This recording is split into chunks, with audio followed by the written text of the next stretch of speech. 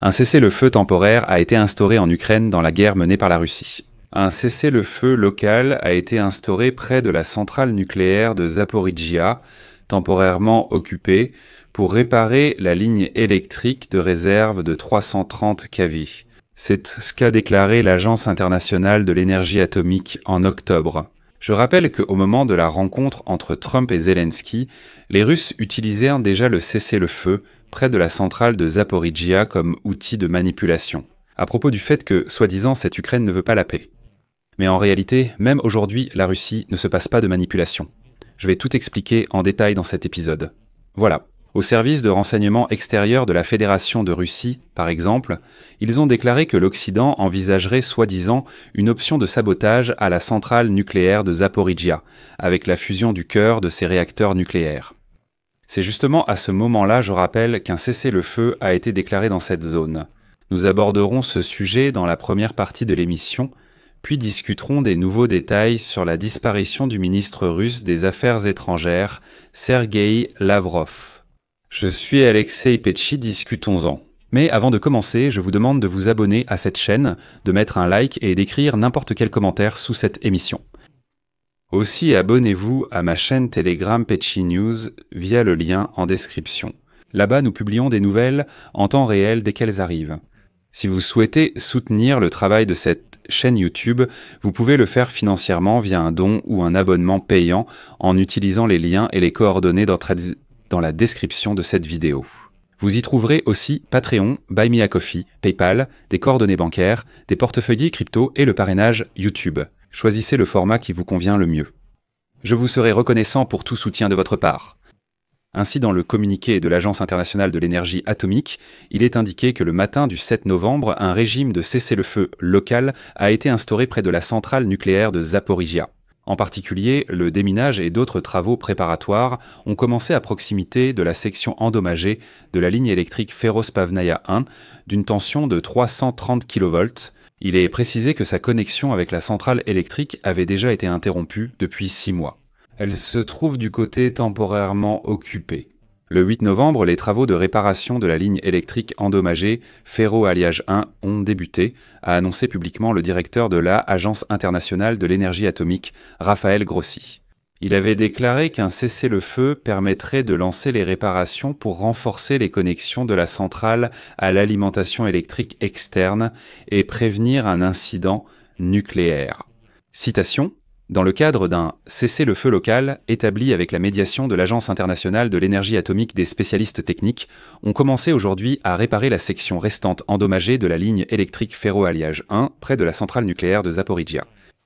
Je tiens à souligner ici que le raccordement de cette ligne permettra à la centrale électrique de Zaporijia de disposer à nouveau de 2 sources d'alimentation indépendantes. Il s'agit de la ligne principale d'une capacité de 750 kWh ainsi que de la ligne de secours de 330 kWh. Les travaux seront surveillés par l'équipe de l'Agence internationale de l'énergie atomique qui est en permanence présente sur le site.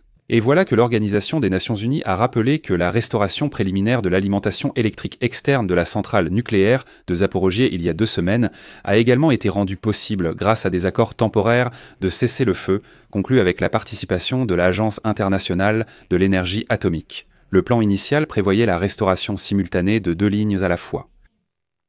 Cependant, lors de la réparation de la ligne principale de 750 kV, un dommage supplémentaire a été découvert sur la ligne de secours, plus proche de la centrale, dans une zone hors des frontières du cessez-le-feu convenu. Cela a causé le retard des travaux et un nouveau cessez-le-feu vient d'être déclaré dans la zone. Je rappelle qu'à partir du 23 septembre, la centrale nucléaire de Zaporijia recevait de l'énergie grâce à des générateurs diesel de secours. Les Russes ont provoqué une situation et ont déconnecté la centrale. Comme vous vous en souvenez, il y avait des nouvelles générales. Tout le monde était très nerveux, car il y avait un risque réel d'accident.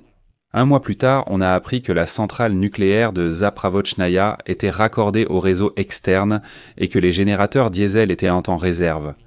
Mais je rappelle aussi que l'attaque russe du 30 octobre, il n'y a pas si longtemps, contre le secteur énergétique ukrainien, a endommagé une sous-station. Les responsables de la centrale nucléaire de Yuzhno-Ukrainsk et de la centrale nucléaire de Khmelnytsky ont confirmé que chacune de ces centrales avait perdu l'accès à l'une de ces lignes électriques extérieures. L'équipe de l'Agence internationale de l'énergie atomique à la centrale nucléaire de Rovno a également indiqué que la centrale avait réduit la puissance de 2 de ses 4 blocs à la demande de l'opérateur du réseau. En résumé, les Russes ciblent activement les sites nucléaires ukrainiens. Dans ce contexte, ils ont aussi lancé une nouvelle désinformation contre l'Ukraine. Le service de renseignement extérieur russe affirme que l'Ukraine prépare un sabotage à la centrale nucléaire de Zaporijia, actuellement en travaux de réparation. Citation. L'Occident envisage l'option d'un sabotage à la centrale nucléaire de Zaporijia avec la fusion du cœur de ses réacteurs nucléaires. Voilà.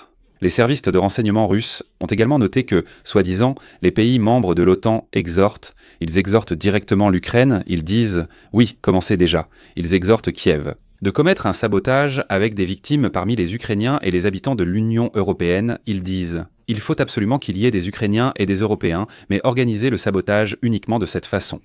Selon le service de renseignement extérieur russe, des habitants d'Ukraine et des citoyens de pays de l'Union européenne se trouveraient dans la zone de particules radioactives près de la frontière ouest de l'Ukraine. Dans le même temps, à Moscou, ils sont convaincus qu'en cas de sabotage, ils prévoient bientôt finalement de rejeter la faute de l'accident sur qui ? Sur la Russie malpropre.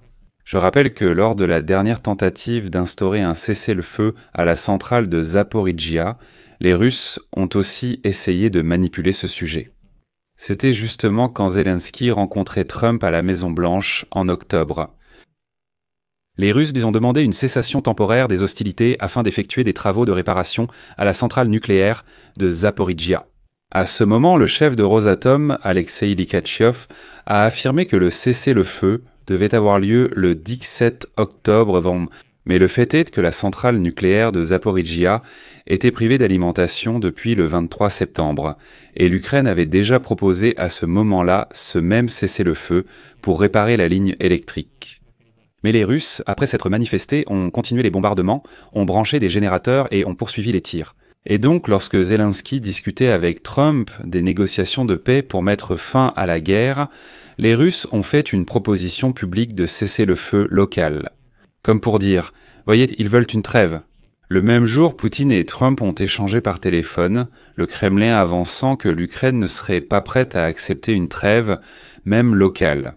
Regardez, Zelensky demande là-bas la fin de la guerre. Commençons au moins par cela. Mais en vérité, quelques heures plus tard, Lavrov est sorti et a dit « Quoi ? Nous ne sommes pas contre un cessez-le-feu, nous sommes seulement pour l'arrêt total de la guerre. » Eh bien, comme promis dans la deuxième partie de l'émission, nous parlerons de ce même Lavrov.